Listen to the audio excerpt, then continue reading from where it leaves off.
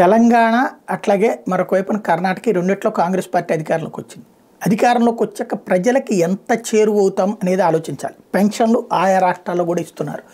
అయితే ఇంకా పాత పెన్షన్లే ఇస్తున్నారు, కొత్త పెన్షన్లు ఇది చెప్పింది ఇంకా రావట్లేదు అన్నటువంటిది ఒక ఆస్పెక్ట్. అది పక్కన పెడితే ముందు ఇళ్ల దగ్గరికి వెళ్ళి ఇచ్చే కార్యక్రమం ఆంధ్రప్రదేశ్ చేసింది. ఇది అద్భుతంగా అయింది. ఎందుకంటే ఇవాళ ఒక వార్త వచ్చింది, కర్ణాటకలో పింఛను కోసం కర్ణాటక రాష్ట్రంలో 77 ఏళ్ల ఓ దివ్యాంగ వృద్ధురాలు 2 కిలోమీటర్లకు పైగా పాక్కుంటూ పోస్టాఫీస్కి వచ్చిన ఘటన అందరినీ విరపరిచింది.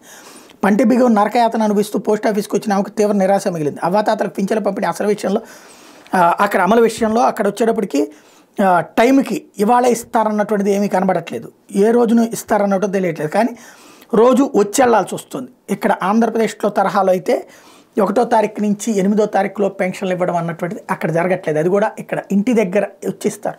తెలంగాణ కర్ణాటకల్లో కూడా కాంగ్రెస్ వాళ్ళు అది ఒకసారి ఆలోచించుకుంటే బెటర్. సరే మిగతా రాజకీయాలు ఏమైనా చేయొచ్చు, కానీ వృద్ధులు, వికలాంగులు, వితంతువులు, ఒంటరి మహిళలకు ఇచ్చేటువంటి పెన్షన్ ఇంటి దగ్గరికి వెళ్ళి 1 నుంచి 5వ తారీఖు 10వ తారీఖు లోపు టైం పెట్టుకుని ఇంటికే వెళ్ళిస్తే బాగుంటుంది.